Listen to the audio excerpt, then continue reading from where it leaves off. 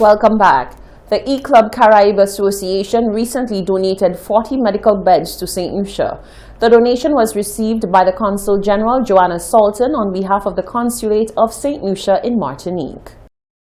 So we had to load the beds, 40 medical beds, which will be going down to the Ministry of Health in St. Lucia. These beds are from the association E-Club Caraïbe, and I have to admit that E-Club Caraïbe, they've been very, very supportive. They've helped us with echograph machines, most recently a wheelchair, and now these 40 medical beds. I have to admit they've been partners with us for the last 2 years, and I have to definitely say a big thank you to the President and the rest of his members. So these beds are being loaded right now, and they'll be going down to St. Lucia, and this of course is a gift to the government and the people of St. Lucia from the E-Caraïbe Association. The E-Club Caraïbe Association is a service club which was formed in 2017 and whose humanitarian actions are largely geared towards Caribbean cooperation. The association has been working closely with the Consulate on several of their projects. This is the 4th donation that the association has made to St. Lucia, with prior donations being echograph machines, toys and wheelchairs. Once on island, the beds will be donated to the Ministry of Health in St. Lucia. This is the 2nd largest shipment of medical beds to St. Lucia from the Consulate in Martinique. The Pan American Health Organization, PAHO, has cautioned that there are several COVID-19 variants of concern in the region. Chief Medical Officer Dr. Sharon Belmar-George says the Ministry of Health is keeping a close watch. More in this report. Health officials the world over had forecasted that due to the nature of the coronavirus, a reduction in its impact on the world would be realized in 2 years' time. This would include a reduction in infection curves. However, Chief Medical Officer Dr. Sharon Belmar-George explained that as with other viruses, the capacity for the coronavirus to mutate and change its characteristics existed. This is what is currently happening with the virus, as new variants are introduced to the world almost daily. The CMO said that while some of these variants are of no consequence, others are concerning. The variants of concern we've been hearing about, and every day there are new variants coming on, some of them of less interest and some of them having greater impact on the population. So those which have greater impact, we refer to them as variants of concern. And there have been hundreds of variants of COVID-19, but the main ones which we speak about are those which are variants of concern. And the implications of those variants include an increase for transmissibility. That is, for every one person who gets it, there's a greater likelihood of other persons getting it around them. The capacity for more severe disease is also noted, and we also see a reduced capacity in terms of the drugs, the therapeutics that we use to treat persons with the disease may be less effective. There's also the implication on a reduced efficacy of the vaccines that have been produced for the various, the different variants that we note. And in some cases, you may even get a reduced capacity to detect, since the PCR testing is what is more effective in identifying the virus. So there are many implications based on the number of variants that we are seeing coming up. The variants of concern include the British variant known as B.1.1.7, the South African variant known as B.1.351, and the Brazilian variant known as P.1. The World Health Organization recently added the Indian variant. The CMO noted that while the AstraZeneca vaccine is effective against the British and Brazilian variants, its effectiveness against the South African variant has not been ascertained, and health officials are awaiting data to make this determination. Dr. Sharon Belmar-George stated that a number of countries, including Martinique and the UK, are battling a number of variants.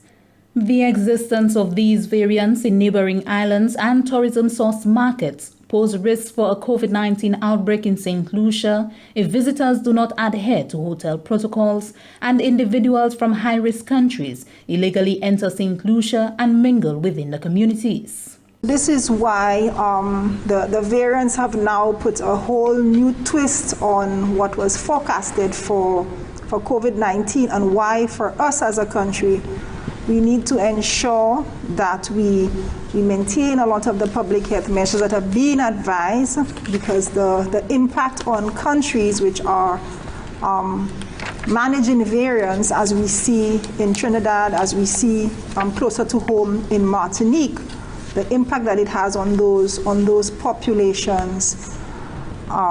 We were managing one variant with our third wave in January, and we saw the difference in terms of the number of cases and also the number of COVID-related deaths. St. Lucia thus far has reported the existence of one COVID-19 variant. That is the British variant. From the Government Information Service, I am Janelle Norville.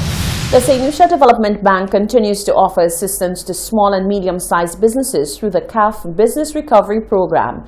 US $2.6 million remains available to help support businesses, farmers and homeowners in building resilience to climate change. When the government of St. Lucia launched the Economic Recovery and Resilience Plan in July 2020, special arrangements were made to repurpose the Climate Adaptation Financing Facility, the CAF, to include a loan grant sub-facility, the Business Recovery Program, which aimed to assist micro, small and medium-sized businesses affected by the COVID-19 pandemic, as well as those battling the unavoidable effects of climate change. US $2.6 million remain available under the CAF to help businesses through the Business Recovery Program and to continue its traditional support to businesses, farmers and homeowners in building resilience to climate change. Keegan Mayers operates a 4.5-acre farm in the hills of Babono. He specializes in organic produce. In the past year, Mother Nature has assaulted his business on numerous occasions. Climate change has been possibly the most difficult opponent that we've faced in the last couple of years. To combat climate change, I actually embarked on a project to build a climate-smart greenhouse. And that was one thing that we did to really try to push the envelope in terms of developing higher yields and better productivity. So last year in particular, we experienced, for the first part of the year, an extreme drought. And for the latter part of the year, we had an overwhelming amount of torrential rain.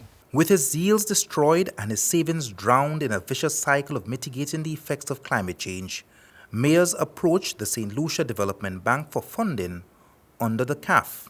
They understood the plan that we were going with, that they understood the risks, and they understood what we had in terms of assets to basically back it up. So that process, it took a little time. I'm assuming because it's a farm that has a different business model. So it took a little bit of finagling to get them to understand it. They did, and once they did, I think it was a really quick turnaround at the end. Martin operates Bamboo Springs, a natural unpurified water which is sold to hotels and households. With the tourism industry in a comatose state due to the COVID-19 pandemic, his operations were severely impacted. Our revenue was dropped about 60% due to COVID. The St. Lucia Development Bank offers the CAF business recovery loans at a starting interest rate of 4.5% with a 15% grant component. I saw ad of theirs, and then yes, they're willing to give businesses like mine grants or loans as for say to help them to recover from the COVID.